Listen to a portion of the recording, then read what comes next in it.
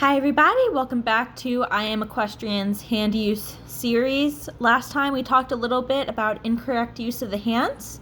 Today we'll go in a little bit more about that and then continue on to talk about the basics of connection and how to get it to the point where you want it and where it's going to be the most effective and easiest and more supportive for the horse.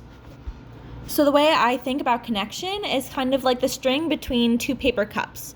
So we all kind of did that experiment out in elementary or middle school where you put a string in between the two plastic cups and you were still able to hear what the other person was saying. The same thing kind of goes for the connection, where it doesn't have to be you yelling or having a very harsh connection, where you can just have something light and simple and still be able to truly convey what you want to say and hear what they want to say back. But just on the same note, you can also have an issue where you might have an inconsistent connection or lack of connection at all, in which case you have a horse that can get confused and isn't quite sure how clear your aids are being, or who might not even be able to hear you at all, and vice versa. So how do we have a correct connection? You want to start by thinking about soft and forgiving elbows, right? So a lot of people think that it starts in your hands and they try to open up their hands, which actually helps to lead to an inconsistent connection and a lack of communication between the horse and the rider.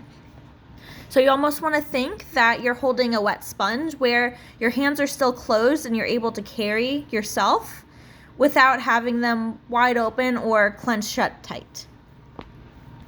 So then that leads us to the question of why use the elbows? Why do they need to be so elastic, right?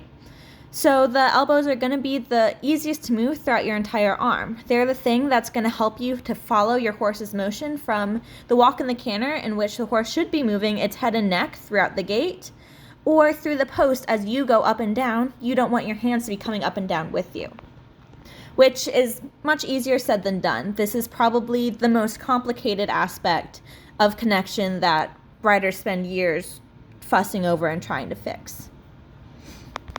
The next thing, which is probably a level above in the difficulty, is learning what kind of pressure your horse prefers. Some horses prefer light as a feather, don't touch me, while some prefer a slightly heavier connection. And that's fine. Every horse has a preference, just like every person has a preference. And despite these preferences, every single horse is willing and able to learn how to work through their bodies and through their backs, how to maintain a consistent, steady connection, and how to have self-carriage so that they can carry themselves and continue to further their education and their longevity as a riding horse. I hope this helped with a little bit more on the bare bones of connection, and stay tuned for next time where we'll continue to dive in even deeper.